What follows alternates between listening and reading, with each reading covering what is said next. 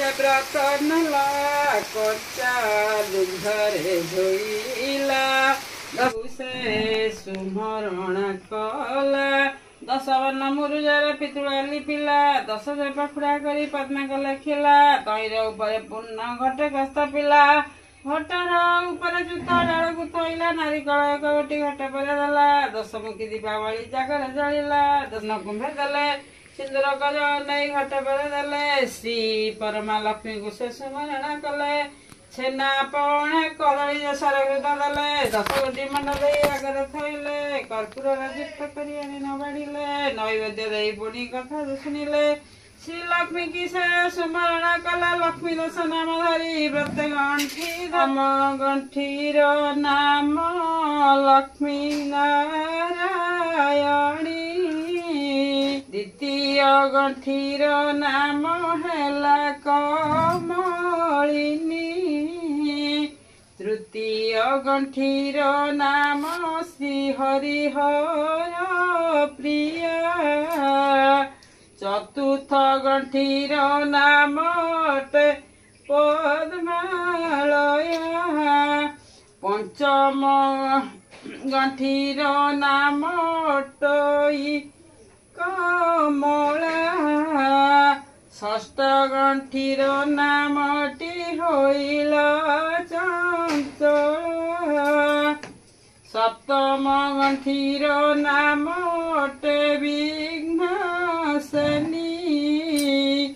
अष्टम गंठीर नाम सिंधुर दुल्हनी नवम गंठीर नाम दुर्गति नाशिनी गंठीर नाम विष्णु पाठराणी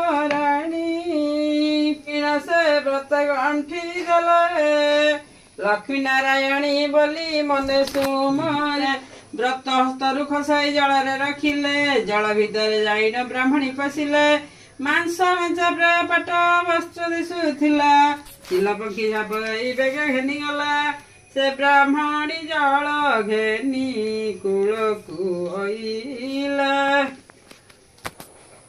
व्रत न दक्षिण से विस्मय होइले चारि दिगरु ब्राह्मणी निरखी चाहिला देखला से व्रत चिल घेनी जाउथिला चिल पछे पछे से ब्राह्मणी गोड़ाइला से चिल जाइना गवनस्थ पशिला व्रत न पाई ब्राह्मणी विकले कांदिला चिल पक्षी वनस्थ अदृश्य होइगला कन्या शुणिले वनस्थ के कांदुची बोली न बोइले सैनिक सखा घेनी राजा विजय करिले ब्राह्मणी पाखले जाई प्रसव होइले ब्राह्मणी को देखी राजा विस्मय होइले किनी मंत कांदु अछ बोली न बोइले यह शुणी ब्राह्मणी जे राजा को कहि मोहर दुख को बाबू पारिबु की फेड़ी नल राजा कहले जे दुख तोर मो आगे कहले था करी दूर यह शुणी ब्राह्मणी जे बोलायु तार सत्य घर तुम राजा कहि छामुर ब्राह्मणी वाक्य शुणी राजा सत्य कले जहाँ तुम्हें मागता देव बोले यह शुणी ब्राह्मणी जे हर्ष होइला मोहर सुदशा व्रत चिल घेनी गला तुमर जे महादेवी व्रत करिसंती से व्रत गोटी मत देव हे नृपति ए शुणी राजा सम्मत कले ब्राह्मणी को घेनी निज राजा प्रवेशित चली गले ब्राह्मणी को सिंहासने बसाई नृपति अंतपुर को गमन कले कदड़ती पोखरी देखिले एठारे स्नान राणी करिबा बोइले एठारे स्नान करी जे किस करिबा पाखरे तो किछि नहीं कण खाइबा या कही राजा राणी जल पशिले 4टी गड़िश माछ धरी न आनिले एही माछ पोड़ी राणी रखी था नहीं पाखे अच्छी ग्रामे भिक्षा मागी न आणाई यह कही महाराजा विजय करी गले विष्णुकर पंडा घरे प्रवेश होइले आमको भोजन किछि देव कि बोइले या शुणी ब्राह्मण जे अन्न आनी देले हरस होई राजा उठी आइले गृह पत्नी घरे अन्न दान को थोइले झाप दे काक पक्षी दान घेनी गला तले पड़ी अन्न माटी धूली होई गला विरस होइना राजा सेठरू आसिले यह देखि बड़ी स्तंभीभूत हेले ଯେଉଁ ମାଛ ପୋଡ଼ି ରାଣୀ ରଖିଥିଲେ ନେଇ ସେହି ମାଛ ଜୀବ ପାଇ ଜଳେ ଗଲେ ଡେଇ। ଆଶ୍ଚମ୍ବିତ ହୋଇ ରାଣୀ କଲେ ଗଗନ ପାଶ ଆସି ମହାରାଜା ମିଳିଲେ ବହନ।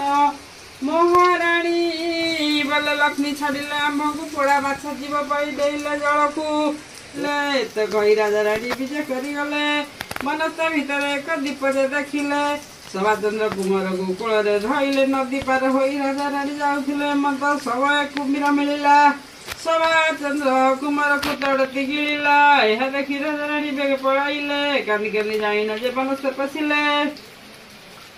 ଭଙ୍ଗା ମନ୍ଦିର ଗୋଟାଏ ସେଠାରେ ଦେଖିଲେ। ରାଜା ରାଣୀ ସେ ମନ୍ଦିର ଭିତରେ ରହିଲେ। ଅଳଙ୍କାର ଖୋଲି ରାଣୀ ଅଞ୍ଚଳ ବାନ୍ଧିଲେ। ସେଇଠାରେ ରାଜା ରାଣୀ ସ୍ୱାମୀ ନିଦ୍ରା ଗଲେ। ମନ୍ଦିର କାନ୍ଥେ ଚିତ୍ର ମୟୂର ଯେ ଥିଲା। ରାଣୀ ଅଳଙ୍କାର ମାନ ସବୁ ଗିଳି ଦେଲା। ରାଜାଙ୍କ ନୟନେ କାଳ ନିଦ୍ରା ଯେ ଘାରିଲା। ରାଣୀଙ୍କୁ ଛାଡ଼ି ରାଜା ତହୁଁ ପଳାଇଲେ। ସେଠାରୁ ନଳ ରାଜା ଭ୍ରମି ଭ୍ରମି ଗଲା। ଭୀମ ରାଜା ଯାଇ ପ୍ରବେଶ ହୋଇଲା। ଭୀମ ରାଜା ଆଗରେ ଜଣାଇଲେ ଯାଇ ଆମକୁ ରଖେ ରାଜା କିଛି ପଣ ଦେଇ। କେଉଁ ଦେଶ ଘର ପୁଣି କେଉଁ ଜାତି ଶୁଣ। କେଉଁ କେଉଁ ବିଦ୍ୟମାନ କରିଛ ସାଧନ। ସେଇ ଗୁପ୍ତରେ ରହିଲେ କି ନିମନ୍ତେ ବିରୂପ ରୂପ ହୋଇଥିଲେ। ଦମୟନ୍ତୀ ଏହା ପୁଣି ବୁଝାଇ କହିଲେ। ଲକ୍ଷ୍ମୀ ଦ୍ରୋହ କରିବାରୁ ରାଜା ତଢ଼ାଇଲେ। ବନସ୍ତ ମଧ୍ୟରେ ସଭାଚନ୍ଦ୍ରକୁ ହରାଇ ମୋତେ ଛାଡ଼ିକରି ରାଜା ଗଲେ ପଳାଇ। ଏହା ଶୁଣି ମହାଦେଇ ରାଜାକୁ କହନ୍ତି ଆମ୍ଭ ଗୃହ ଦମୟନ୍ତୀ ଝିଅ ରହିଛନ୍ତି। ଭୀମ ରାଜା କହନ୍ତି ନଳ ଆସିଛନ୍ତି। ଏହା ଦେଖି ରାଜା ରାଣୀ ହରସ ହୁଅନ୍ତି। ଦମୟନ୍ତୀକୁ ଧରିଲେ ନଳ ପାଶେ ଗଲେ। ଦମୟନ୍ତୀକୁ ଦେଖିନ ନଳ ଖୁସି ହେଲେ। ରାଜା ରାଣୀଙ୍କ ପାଦ ତଳେ ପଡ଼ିଲେ। ମନୋବାଞ୍ଛା ପୂର୍ଣ୍ଣ ହେବ ବୋଲି ନ ବୋଇଲେ। କିଛି ଦିନ ନଳ ପୁଣି ସେଠାରେ ରହିଲେ। ଏହା ଦେଖି ରାଜା ରାଣୀ ହରସ ହୋଇଲେ। ରାଜାଙ୍କ ଅଗ୍ରତ ଯାଇ ନଳ ଜଣାଇଲେ। ନିଜ ରାଜ୍ୟ ଯିବୁ ଆମ୍ଭେ ଆଜ୍ଞା ହୋଇଲେ। ବିଧିମତ ସମ୍ମାନ ନଳ ରାଜାଙ୍କୁ ଯେ କଲେ। ପାଟ ପୀତାମ୍ବର ରାଜା ଯେ ପିନ୍ଧିଲେ। ନାନା ଅଳଙ୍କାର ଦେଇ ଭୂଷଣ କରିଲେ। ବିନୟ ହୋଇନ ରାଣୀ ମାତାକୁ କହିଲେ। ଦୟା ରଖିବ ପିତା ମାତାଙ୍କୁ କହିଲେ। ଆଶିଷ କଲ୍ୟାଣ କରି ବିନୟ ହୋଇଲେ। ରତ୍ନ ହାନ୍ଦଳାରେ ନେଇ ବିଜେ କରାଇଲେ। ବିନୟ ହୋଇ ରାଣୀ ରସି ଯେଉଁ ମୟୂରଟି ରାଣୀ ମାଳା ଗିଳିଥିଲା। ରାଜା ରାଣୀକୁ ଚିହ୍ନି ଉଦ୍ଗାରି ଦେଲା। ଅଳଙ୍କାର ପାଇ ରାଣୀ ହରସ ହୋଇଲେ। ସୁରଦେବ ରାଣୀ ସାପ ମୁକ୍ତ ହୋଇଲେ। ଏଠା ବରପାତ୍ର ମନ୍ତ୍ରୀ ମାନେ ବିଦେ କଲେ। ତୁମେ ମାନେ ଯାଅ ଭଲେ ଆମ୍ଭେ ଯିବୁ ଭଲେ।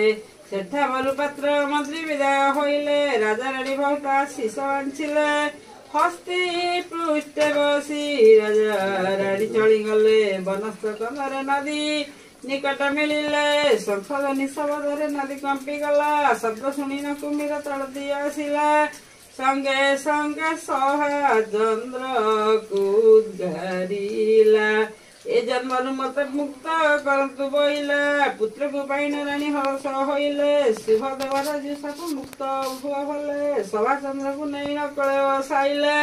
ସେଠାରୁ ରାଜା ରାଣୀ ସୁଧୀରେ ଚଳିଲେ। ମହାଲକ୍ଷ୍ମୀଙ୍କୁ ନଳ ପୂଜା ଦୟା କରିଲେ। ବେତାଳ ମାନଙ୍କୁ ଦହୁଁ ଡାକି ଆଜ୍ଞା ଦେଲେ। ରାଜାର ଭଣ୍ଡାର ସର୍ବ ପୂର୍ଣ୍ଣ କରି ଆସ। ପୂର୍ଣ୍ଣ କରି ଆସି କହି ବଟି ବସ। ଏହା ଶୁଣି ବେତାଳ ଯେ ଶୀଘ୍ର ଚଳିଗଲେ। ନଳ ରାଜାଙ୍କ ଭଣ୍ଡାର ସମ୍ପୂର୍ଣ୍ଣ କରିଲେ। ଲେଉଟି ନ ଆସି ଲକ୍ଷ୍ମୀ ପାଶ ଜଣାଇଲେ। ଭଣ୍ଡାର ପୂର୍ଣ୍ଣ ଶୁଣି ନ ସନ୍ତୋଷ ହୋଇଲେ। ଏ ସମୟ ରାଜା ରାଜେ ପହଞ୍ଚିଲେ। ସିଂହର ରାଜେ ପହଞ୍ଚି ହରସ ହୋଇଲେ। ରାଜା ରାଣୀ ପତ୍ନମତୀ ଦେଖି ରାଇ ଗଲେ। ସମାରୋହେ ପାଦ ତଳେ ସର୍ବେ ଲେଉଟିଲେ। ଉଠ ସର୍ବେ ରାଜା ରାଣୀ ଏମନ୍ତ କହିଲେ। ଯେ ଯାହାର କାର୍ଯ୍ୟକ୍ରମ ସର୍ବେ ଲିପ୍ତ ହେଲେ।